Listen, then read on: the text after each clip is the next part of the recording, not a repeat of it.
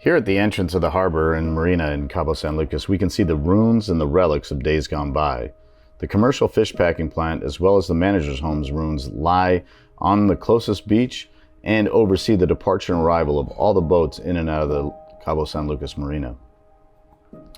Tuna and marlin have been a staple of the diet here in the Baja, but we have transitioned to primarily sport fishing here with only a couple of small commercial enterprises based out of Cabo and San Jose. But there are larger commercial boats that visit these waters, and of course with low levels of enforcement, they do tremendous harm to all the populations as they indiscriminately net and kill. Marlin, while a decent eating fish, need to be carefully managed. Here in Baja California Sur, we have a couple of different billfish. Most commonly found and present year-round are the striped marlin, which is scientifically known as Cajikia audax. Striped marlin is considered near endangered from overfishing, and there has been a dramatic increase in the size caught over the past couple years. It takes 2 to 3 years for a female to become sexually mature and capable of spawning. While they get up to size fairly quickly in the past, they're just being harvested prior to their sexual maturity, which prevents the juveniles from reaching a good spawning age and shortchanging the ecosystem of that next generation. Here at Redrum, we believe strongly in catch and release. Here in the Baja, as well as other global locations, as an angler, you have the opportunity to assist in the learning and understanding of these majestic fish. These top-tier predators deserve the chance to reach maturity and reproduce. Redrum Sport Fishing and other top companies here in Baja have partnered with Gray's Taxidermy, which developed a conservation program called Gray Fish Tag Research, where instead of killing the fish, we put a research tag on the fish. This tag then can provide feedback to a database, and then if captured again, all this information is provided to that angler. It also allows the angler to document the time and location of that memorial catch and even to name the fish. So that memory goes on forever. There are some myths and misconceptions here about marine taxidermy, and unlike mammalian taxidermy, the skin of the animal is not required to complete the process. In marine taxidermy is actually an artistic recreation of the species and not the actual species. Once the fish is captured, a couple of pictures can be taken, some measurements made, and all that information will provide the artist the ability to recreate that amazing fish and that catch in that moment in time for you. Welcome to the Cabo Fishing Podcast, brought to you by Rancho del Pescador, Redrum Sport Fishing, Marvita, and Proyecta Pupila. Joining me now is Ulises DosSantos from Gray's Taxidermy, and good friend of mine. He's been with the company for about 8 years, primarily here in Cabo, 6 of those 8 here in Cabo, and a great ambassador to conservation, as well as obviously his job working for Gray's Taxidermy. I kind of want to talk with Ulises a little bit about the conservation piece. Ulises and we've fished together a couple of times, and we've always tried to tag good fish. We struggle sometimes because the fish get a vote. Exactly. They get a vote. But all of our boats are equipped with the ability to tag both large and small species. The larger species being the billfish, the smaller species being the dorado. My favorite to tag, the bonita. But also the rooster and the tunas. Rooster, yeah, any fish in the water, they call it tag. You say we have a special tags for a billfish. They have longer, and they use these big sticks for them. And for the smaller fish, the general fish, we have a smaller tag, and we use this. We put it on the tag, small. So it's the tag is placed into the body and the flesh of the fish, and this is a program that Gray's Taxidermy did, but it's actually under the moniker of Gray Fish Tag Research. And I love the name because it's the key word there is research. How can we learn more about these fish? How can we learn more about protecting them, the waterways? And tell us a little bit about how that project came to be, and some of the exciting things that we've learned from tagged fish, and how that's affected how we fish going forward. Yeah, exactly. Like you said, the Gray Fish Tag program is from the States. It's a partner program from Gray Taxidermy.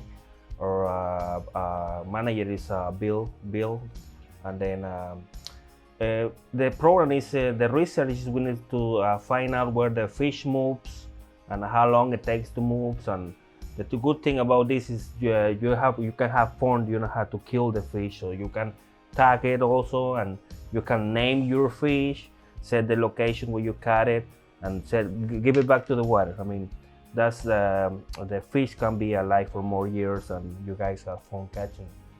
No, like I'm super excited, you know, anytime we get to tag a fish, you know, because egotistically, you know, you get to name it, right? Yeah, name it. You can come up with like a really cool name. You like, you know, last summer I was able, you know, to name a fish, you know, after, you know, one of my kids, you know, and one of my daughters, you know, my daughter, you know, River, you know, she's really excited about fishing and was able to get out on the water, and you know, like, and then now there's a fish out there that bears her name, that, you know, like she's involved in the life cycle of that fish. And it's super exciting for me. And, you know, recently, you know, we did one, and it's just cool when someone gets that. It prolongs the life of that memory, right? It prolongs the life of that. And it's a subtle little thing. You're making a fish a part of you. Yeah. Part of you when you name it. And that's the funniest part. Mostly the funniest part, name the fish, because you always became with a crazy name right in the moment, you know?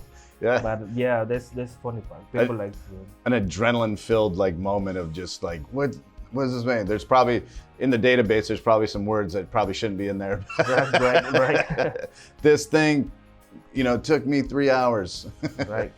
But another like really cool thing about it is if you catch a fish that has this tag, you know, you take a picture of that tag and you look that number up, and we get vital and crucial information about where has this fish been swimming, you know, how long has it been alive. We know what is his name. What is its name, you know, like, and that's like one of the neat things. The striped marlin, I'm going to speak specifically about the striped marlin here because, you know, we have a very special fishery. They're present year round, and, you know, the Cajikia audac, the scientific name, I guess, for striped marlin, like, it's a cool fish. I mean, in the water, it's just so stunning, like the fluorescent blues with the dorsals, and then when they flash, you see the actual striping. I mean, it's really majestic and a sight to behold. But it takes a long time for them to age sexual maturity. Like, it takes years for them to be able to reproduce. Although they grow quickly, you know, they might not be ready to reproduce. And if we kill them before they reach that age, we're really not allowing that next generation into the ecosystem. Absolutely, you're right. Yeah. You have to catch and release. We always promote the catch and release. Also, great taxidermy, you know. We make fiberglass replicas, so we always start with the customers. We got these flyers, so we give to them in the morning. So we always in the catch and release thing.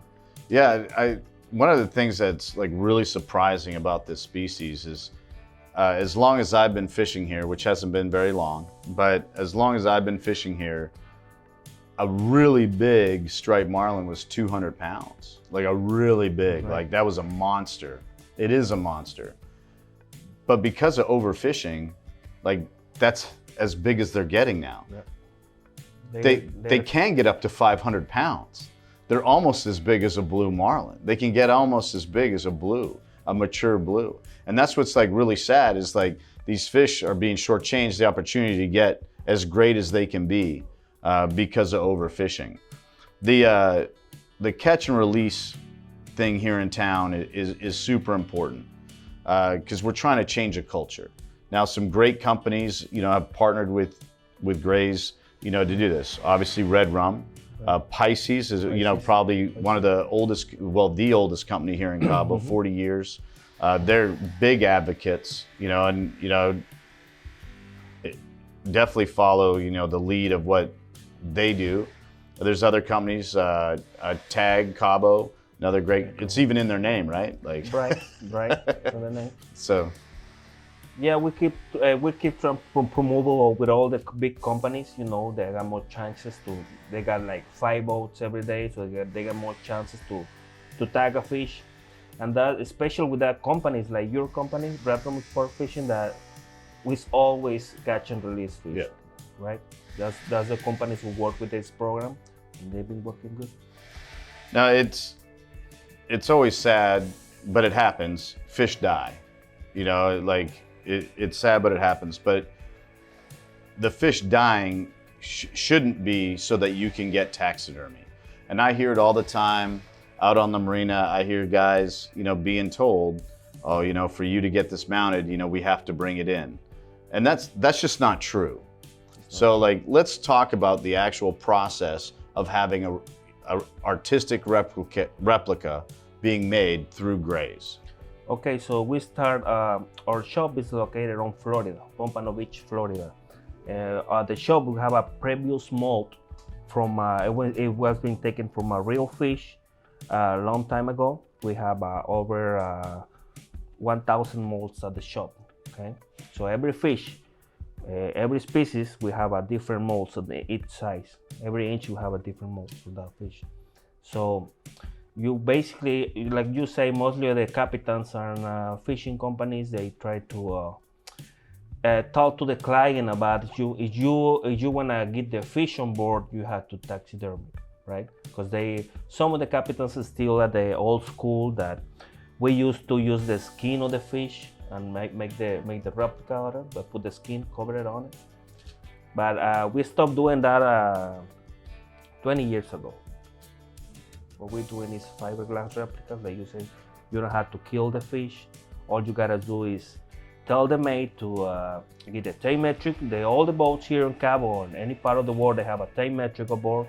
All you gotta do is get the length of the fish from the tip to tip, the end of the tail and the end of the bill, and write it down, and then tell the mate to call Gray Taxidermy. Then any of those agents will meet you at the dock, and then we can make this order for you. We fill out the order with all your information. That will be your name, phone, email, your address, and then all you gotta do is pay a small deposit, and then we send this order to Florida, and then they start making your replica. That it will be shipped from Florida to your house, not from here. Yeah, no, and so really, really crucial information, like take measurements, take pictures, you know, because sometimes there's like very unique things about that fish. Exactly. And so you're able to take that information, that data from those photographs, and then submit it to the artist in Pompano Beach. Exactly. And you know, it only takes a hot second to do. Yeah, and and you're gonna get a picture anyway, right? So you get like this moment captured on film, and then you get like this data that we need to make the replica. Right. The neat thing about all of that is they're very precise. You know, like the fact that all these separate molds have been taken in these different positions, like over the years, to make sure that they can capture the species the best way that they can. Well, this is our Ian Hall. This is the owner of the company now. I believe that picture has been here in the office. That picture, I think, has been taken in the 80s, maybe 90s, from a real Miley. They've been these two guys from Florida to, I think it's Puerto Vallarta right here. They're taking the molds. They take the molds to the U.S. so they can have it. That's the way. No, it's awesome that like over the years, like these have been developed and like the technique's been refined. The other thing that, you know, I kind of want to talk about is, you know, the actual cost. Now, this is not a cheap venture, right? Because you're taking this fish, and then you're creating artistically, you know, which is a skill set. It's a craft, right? It's a craft. And then you're gonna take this exceptionally fragile and delicate thing and move it from Pompano Beach, Miami, Florida, all the way to Seattle, to wherever in the world, right? Right. Which a lot of people forget that takes shipping, that takes movement. So like there's the cost of the actual replica, and then there's the cost of getting the replica to you. Right. And a lot of people forget about that. A lot of people forget about that, but we always tell them when we write the order. The order says credit and ship. It is not included on the price. We only charge you for the mount price. You get a 40% deposit by the boat at the day, and then after that, our customer service from Florida, they contact you by your email or phone number. They call you so they can collect the rest of the balance, and then they will let you know about how much will cost you the shipping and the credit to your place. All right. What is the wildest fish that you have heard of or witnessed being made into a replica? Well, I mean, unfortunately here, when my area, I'm in the sales department here in Cabo San Lucas, we don't have that many wild species. I mean, this guy right here, Trimarlin, is the 80% of the sales here. Then the Dorado, and then, but we got a treasure shark mounted. You know, they have a big tail. Yeah, that must be gorgeous. Yeah, we have a couple of those mounted in a year. I saw something the other day that I have not really seen a lot of. Mm-hmm. I've seen onesies and twosies of a thresher shark jumping, Mm-hmm. but last week I saw probably 30 thresher sharks jumping out, and it's wild to see because that tail's so long. Like, a tail's a third of their body length, right? Right. And it comes out and it's Exactly. it's like wild and crazy. Like, that was super cool, and I love when you see something unique like that, and you're just like, oh man, I'm like pretty insignificant here on this this little body of water. Right. Like a little tiny, but the thresher sharks, mako sharks, hammerheads. Hammerheads, we have one. Yeah, no, like, isn't that wild? Like, people, it's super cool, like, because that's unique.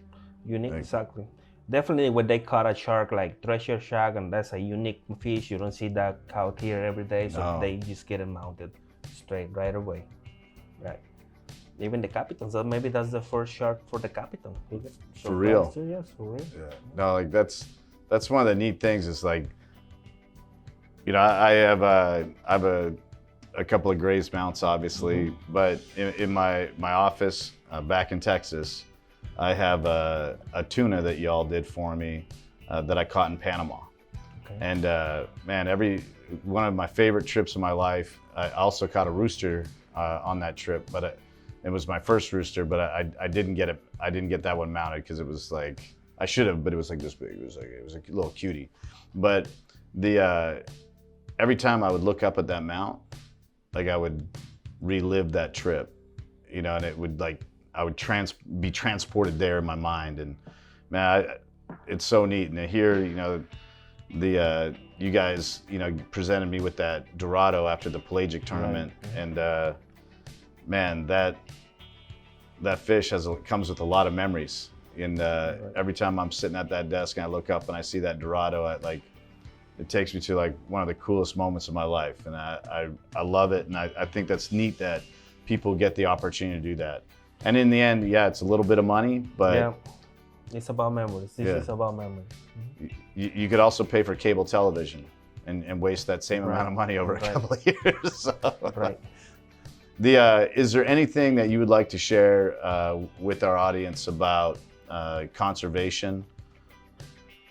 I mean, well, we always been, like I said, we always been promoting the catch and release.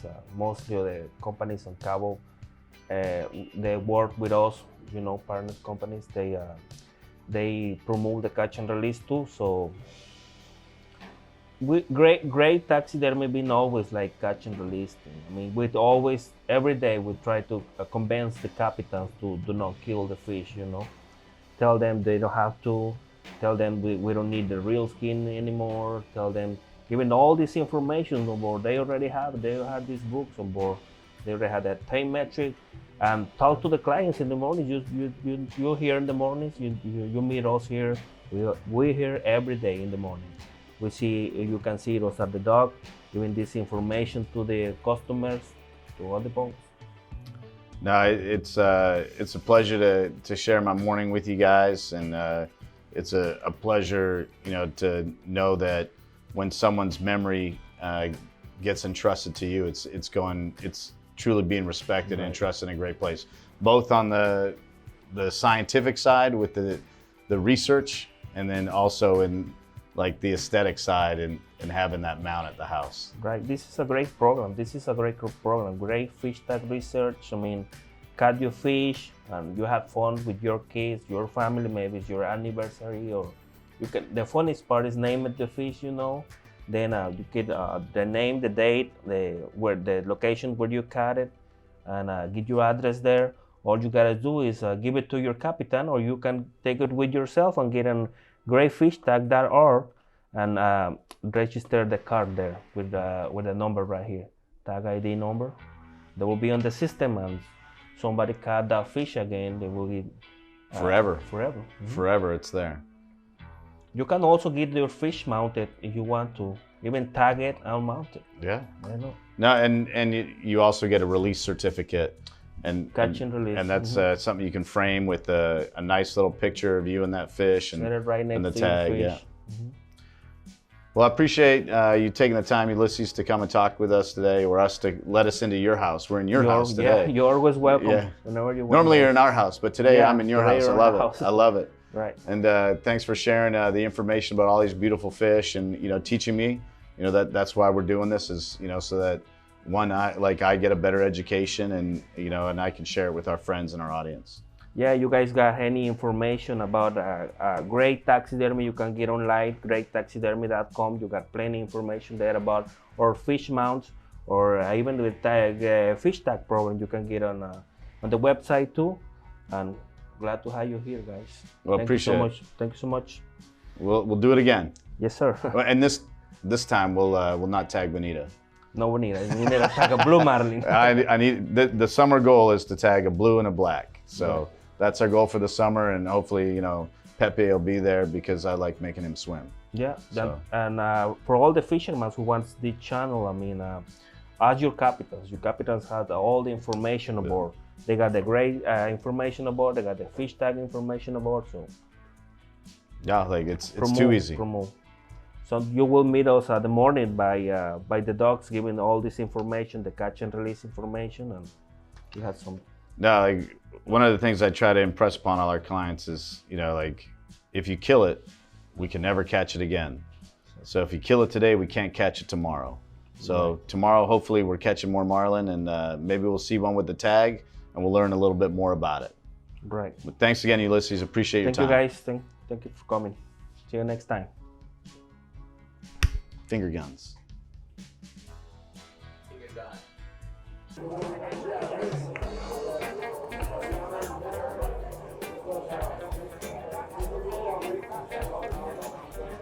Hey guys, welcome to the porch. My name's Cassie. I'm going to show you how to make the porch lemonade today. We're going to get some rice. We're going to start off with some fresh squeezed lime. A little bit of Topo Chico.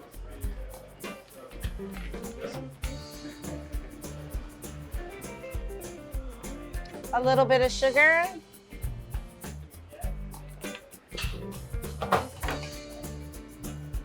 Tequila.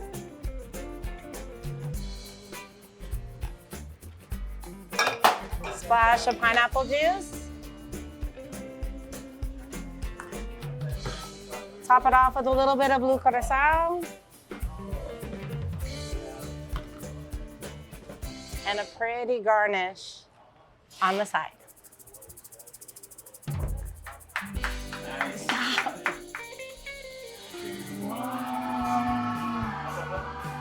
No popote? Are you drinking it? Oh. Testimony. Hey everybody, I want to introduce you to a good friend of mine that I've just met through fishing. Avid fisherman, showing me some of the coolest pictures of sturgeon and green sturgeon from his times fishing in California. Glenn's kind of come down here, to try and do something that he's always kind of wanted to do, and this is actually what we do. But I think he's kind of got a cool story to it, so I'll just let Glenn explain why he's fishing with us and how it went. Yeah. So unfortunately, in January of 2022, I was diagnosed with stage 4 cancer. Ugh. Yeah. And I got a bucket list, right? So I got on the internet and I looked for the best reviews and, spare no expense. I wanted to go with the guys that get it done, right? All the reviews talk about it and it's the truth. You guys get it done. I wanted to get a marlin. It was on my bucket list. So you got it done for me. Praise the Lord. Well, exactly. The what kind of makes this, different is because there's always pressure when we go fishing, right? There's always like, Sure. I tell everybody, and everyone's tired of hearing it, but I like saying it anyway. Like, I'm actually in the great memory business. It just happens to be in the fishing industry. Yeah. Like, everyone thinks like that's all. We are fishermen, but we're more than that. We're stewards to people's like good memories and like their values when they're on the water with us. And so, like for us, it means a lot, because we like that extra pressure. Like, there's that pressure that you always want to perform as a fisherman. If you don't catch fish, you're just a guy out there, taking people on boat rides. Yeah. And Gilligan's Island, while a great show, doesn't deserve to keep having those kind of reruns. Yeah. It really doesn't. Just saying, hey, Marianne, let it go.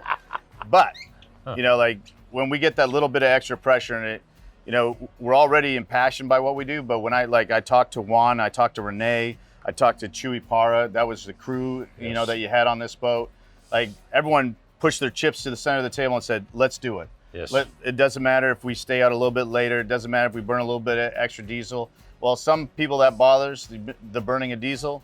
It does bother me too. But, what's more important? $7 a gallon or like Glenn's bucket list? Yeah. So that's what we did. Yeah, and you did a great job of it. You and your team, dude, I'm coming back. All right, you already know. Yeah, hold on. Doc, always pay attention. I like looking at water anyway. As a little kid, I have this I realized that there's fish in water. So if I look in water, it didn't matter if it's a mud puddle. Like, I look at that mud puddle and I'm like, where's the fish? And I'm like always looking for fish. Yeah. And so like every time I walk this dock, I'm always like looking in. I'm looking for bait fish. I'm looking for anything. But now I'm really paying attention to where Pancho is so I don't get bit again. But anyway, we digress. You got a good striped marlin. Yes, I did. Thanks to you guys. The Lord's going to keep you here a little bit longer, and we're gonna try for a blue or a black, and we're gonna do it in a couple months when the water temperature is a little bit higher and we have a better chance of success. But we're gonna go on an expedition, and I hope you wear the same hat, because that's an expedition hat. This is just a ball hat. That's an expedition hat. Ernest Hemingway himself would be proud of a hat like that. And we're gonna go get that Hemingway moment. All right, dude. I'm looking forward to it. And I have utmost confidence in you and your crew. And you're the one that called yourself old earlier, but you're not that old. So it'll just be a great Hemingway moment, not just the title of a book. All right, brother? Right on. I appreciate you taking the time to talk with us, and I'm excited about you guys coming back. Thank you. And it's going to be fun fishing, and I get to go. Yeah. Awesome. So I'm really looking forward to it. All right, brother. Thanks again, Toby. Oh, finger guns.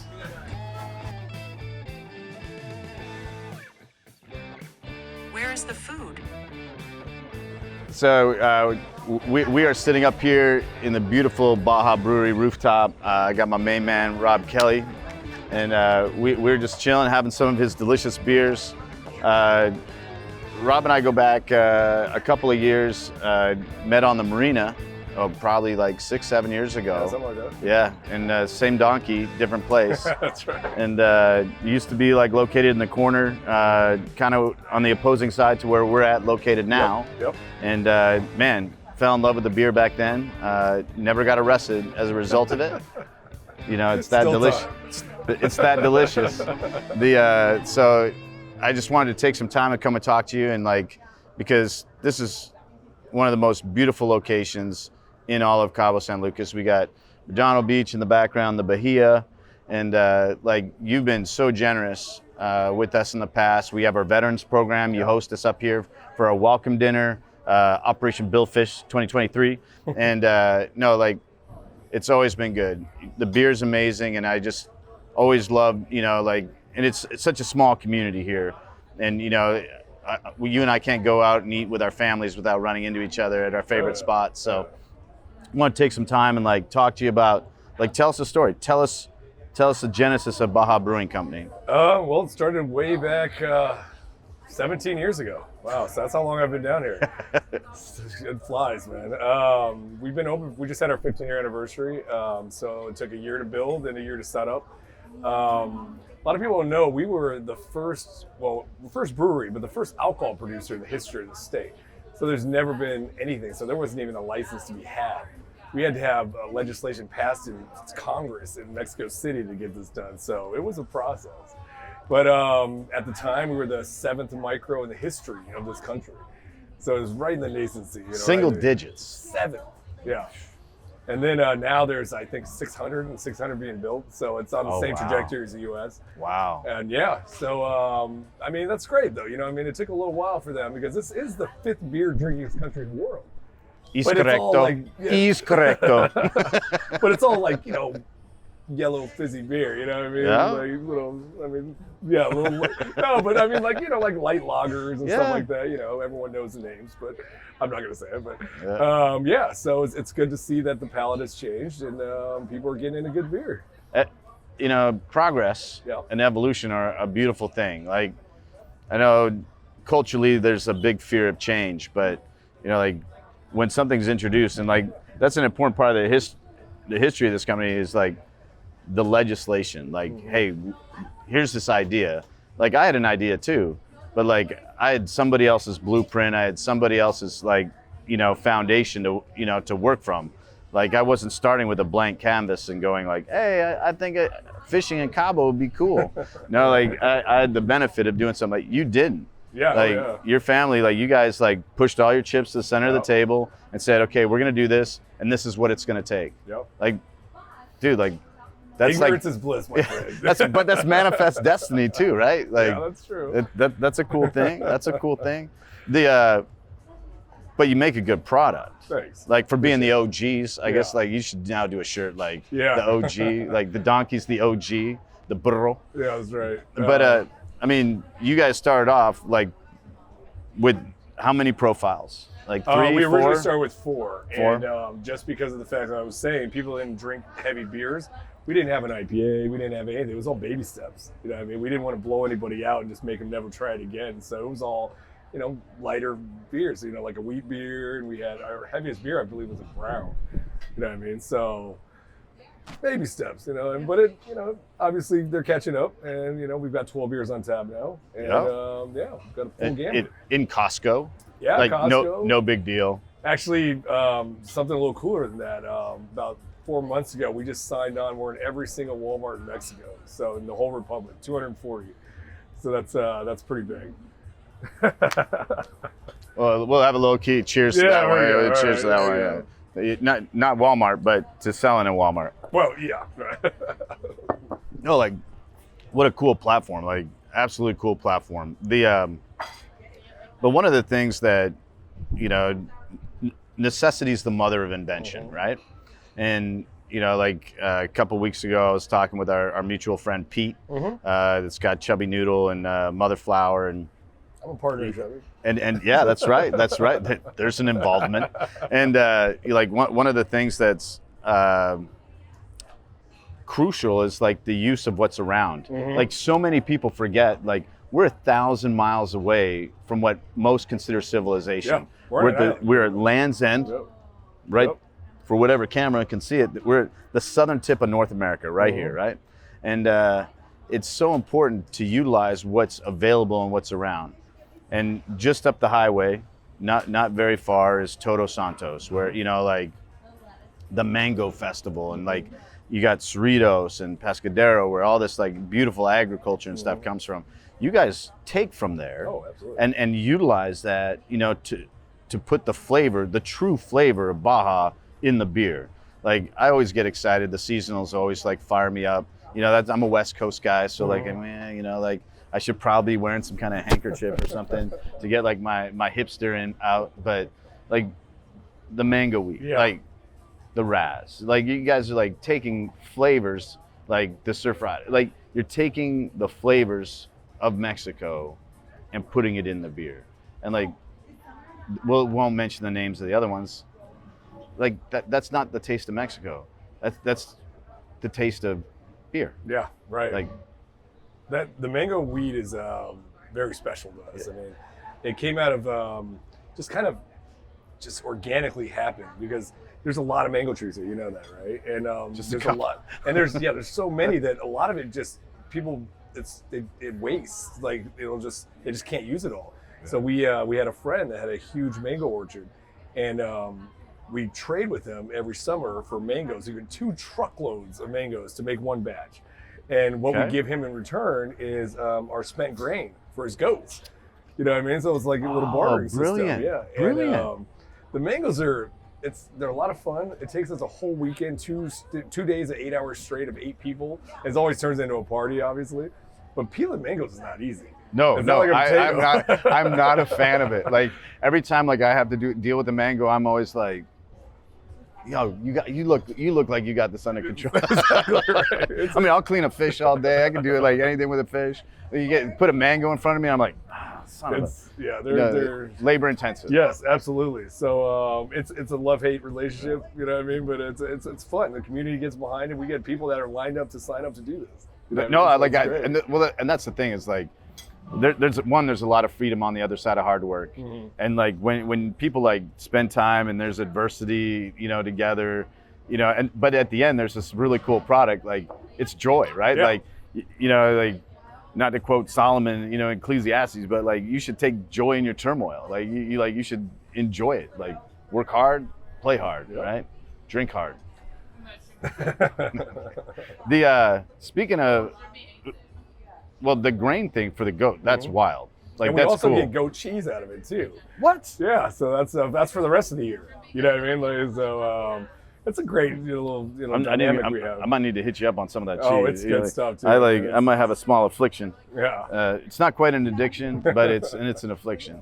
But you utilize other stuff from the beer making process into other products. Yes. And absolutely. we're gonna have one here in a little bit, but like you use like your beer and your beer yeast to benefit your pizza. Yeah. Our dough is pretty special. We actually had a little, I mean, not name dropping, but a little blurb in Food and Wine magazine about our pizzas. No big deal. But so we use our beer in our dough itself. We don't use any water. We use our special beer yeast, and you'll see that the seeds on the outside are spent grain, the barley that we use to make the beer. No, but that's brilliant, right? But it's also, again, back necessity is the mother of invention. Like, what resources do we have available? Right. How can we best utilize those resources? And that's the flavor of Mexico, right? Like, that's the flavor of Baja Sur. And you guys do that in so many different ways. So right now, we're at the rooftop location. Yep. You also have San Jose. Mm-hmm. But, like, I send people up here for, you know, 1, the beer, 2, some of the things you do. The pizza is amazing. We're going to have one here in a little bit. But man, you guys do like a pasteur. Yeah. Like a legit pasteur. But you do it on the table. Yeah, like, it's unique. So not like the street where someone's like, no, you're like, it's on the table. Here you go. Like you get to have that experience at your table. Get your own personal taco cart at your table. How cool is that? Yeah. Like I always tell people, I'm like, if you got time and you want a real taco, and then go wash it down with a delicious beer. Oh, yeah. They're like, who came up with that idea on the table? Because that's a labor-intensive product. My partner Jordan, Tijuana is like the mother of all pastor areas. You know, there's taco stands on every corner and stuff, and it just kind of hit us. Like, you know, I designed it and everything. It was his idea, and I was like, you know what, I can build this. You know what I mean? And I put it together, and came out great. You know what I mean? It did. Yeah. It did. Like. It did. Like, it did. That's my problem with Cabo. That's why we're doing this. Is because like I get fat. Like I eat really well. Yeah. Like exactly. I don't eat bad food.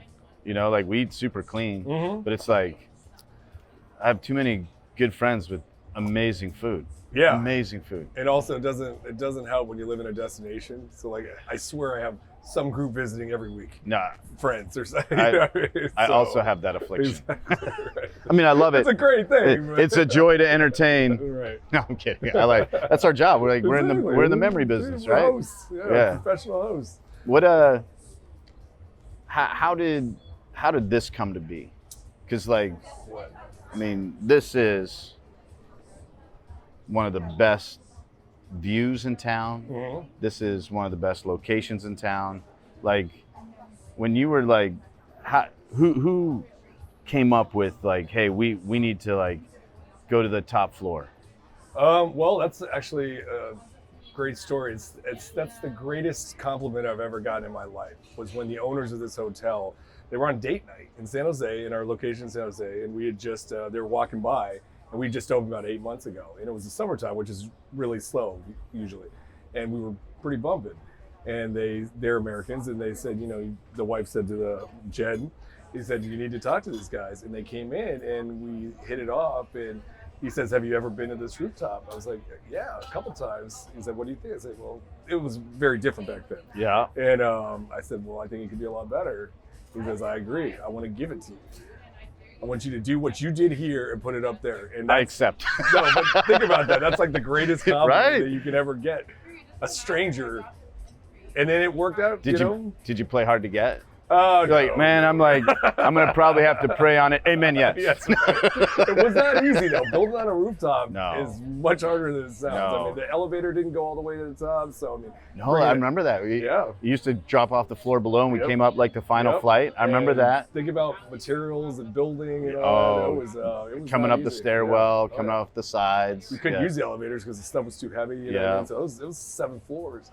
You know what I mean? That's No, not like easy. no, like, see, like those are those little things, right? Yeah. And again, you know, add, you know, tall walls, add water, Yeah. like add all these other environmental Mhm. variables and factors, and like people forget about that. Like Mhm. everyone has this idea it's like Vegas that you can just like, oh, Right. I'm just gonna like bring in this and do this, and it's like, no, that's not always how it works. No. That's not how it happens. It's- Add permitting. Oh yeah, yeah. And- And you just don't have the just the goods here. You know, what I mean, you don't have like what you take for granted in the U.S. You just go to the store and get this. No, that doesn't exist. You No, know? like the Remember back then there was no Walmart. no. There was no. There was, Like, I I tell people all the time, I'm like, you know, the dynamic of sourcing, you know, has Mhm. improved with Costco Sure. and Walmart, but like and Home Depot, Mhm. that I mean that made a big impact huge. big impact. But a lot of people forget, you know, you and I both invest in bar stools. Mhm. You and I both invest in tables. Oh yeah. They're hard to get. Yeah. And a lot of times we're having to get them manufactured here or fabricated here, you know, to serve. Like, you can't just be like, oh man, like there's 100 contractors that could make this bar. There's not. No. There's a couple of guys, and then it's like, you got to get them, and then you got to get the materials for them. Mhm. And then, you know, like people forget about that. Again, it's the Land's End. I mean, it's a give and take, right? Yeah. You know. Yeah, give, take. I mean, it's worth it though. It's worth it. I know we talked about it earlier, but I want to revisit it. You have been so generous with our veteran program in the past. Like I mean, how many years has it been? 10, Ooh, 8 years? Something like that, yeah. Yeah, like, and so, you know, for the people that don't know, like every year we put on a veteran event. Mhm. You know, we've changed the name of it this year a little bit. Right. But you know, we bring some very deserving veterans Mhm. down here to Cabo San Lucas and take them on a dream outdoor adventure on the water, as well as like other little activities in town. And our first stop, our welcome, you know, like we get them checked into the lodging, and then it's like, all right, let's go, boys and girls sometimes. Yeah. And you know, we come here and you know we you know have some delicious pizzas and some wings and some quesadillas and you know pastor, and then we wash it down with some of your delicious beer, and it like sets the tone for that event, and like letting everyone just kind of look out and see like, hey, this is where you're at. There's no better place to launch that event from than right here. And, you know, like, just really grateful for that. And, you know, like, I want it on the record, you know, like how much, like, and I know you have a family connection, you know, you know, so if you want to tell the. Well, I was born on an Army base, Fort Bliss, largest Army base in the world, Texas, El Paso. Father's lieutenant colonel, lifer, you know what I mean? And so I grew up on an Army base, moving every 2 years, 3 high schools in 4 years, 2 countries. Yeah. So not easy, but. What U.S. and where?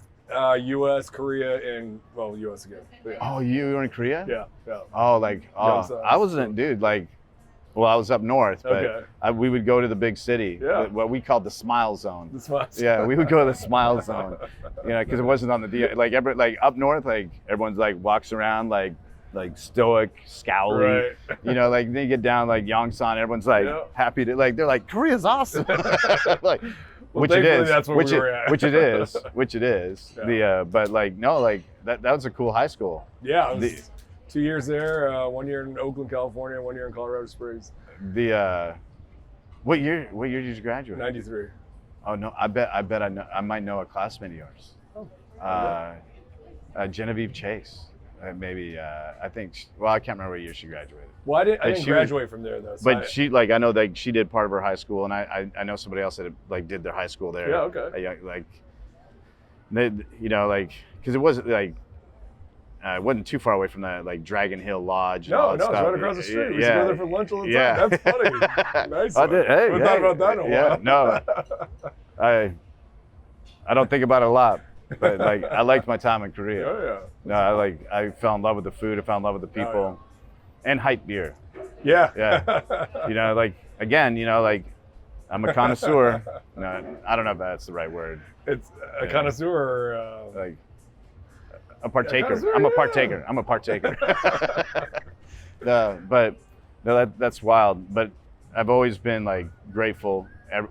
Everyone in the organization's been grateful because it means a lot, and you know, extending that generosity, you know, and hosting us here. Literally the least we could do. I mean, I just so proud, and just to give back a little bit, you know. I mean, just being a part of it, you know, growing up and just seeing these guys, and they're just, you know, they've given everything they've got to this, and you know, a lot of them, you know, are injured and stuff, and it's it's just a lot of fun, and these guys are just amazing people. So I don't know if you guys can see, but like on his breast there, he's rocking a donkey. The man, like my kids love the merch. I love the merch. Like you got a pretty good little merch section, and then that's one of the neat things is like I love it, you know, like when you're like somewhere not here, and you see somebody wearing something like familiar. And I've been in an airport and like not on a flight coming here, like an airport. You know, like DC area, and like seeing someone in a Baja hoodie, and I was like, Baja, like I love that stuff. Like, do you ever see that? Like, and you like you get fired up. Yeah, like, absolutely. Man, we did that. That's awesome. We were in Peru, you know, Machu Picchu, me and my wife, and we saw a Baja Brewing shirt on the other peak, and I chased her down. And she was like, yeah, my dad has a house in the East Cape. This is in Peru, on the top of Machu Picchu. Like, one of the most secluded places on earth. That made my year. Like, people are going to seek enlightenment. Yeah, exactly, right? Like, wow. Pretty special. No, that's super cool. Yeah. Well, we're gonna down a pizza here in a little bit. Anything you want to cover? Yeah, if you guys do make it out down here, if you like music, we've got live music every Monday, Thursday, Friday, and Saturday. And we're also quite a venue for weddings. So you can see this view and you can understand why. So hit me up.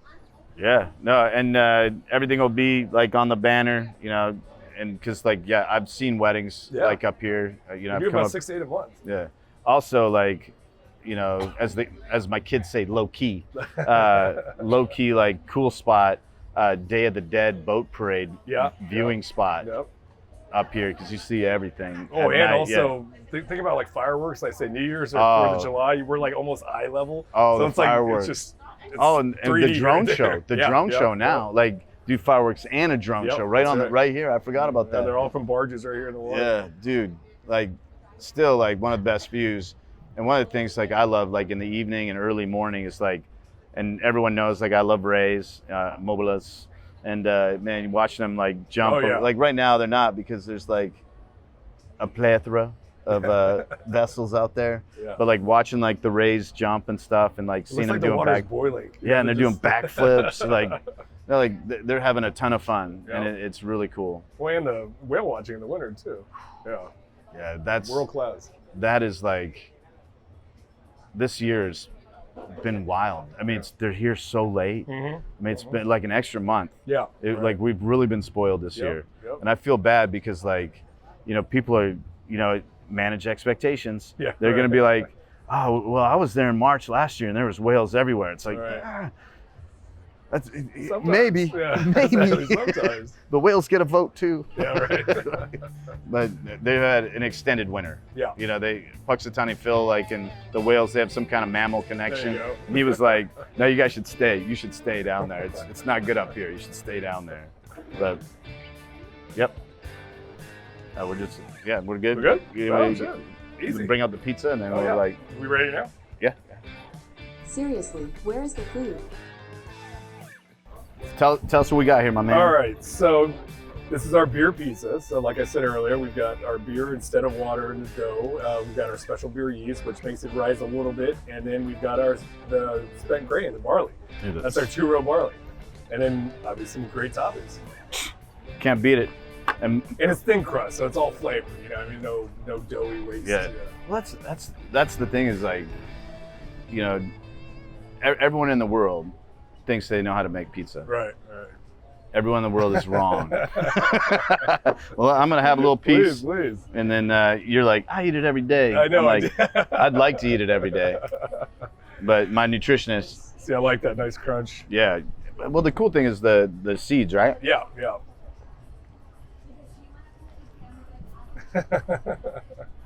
Oh, that's delicious, brother. Nice. That's delicious. Well, it's made with beer. You can't go wrong. I mean, right? I mean, if only I liked it. Yeah, right. Beer. But man,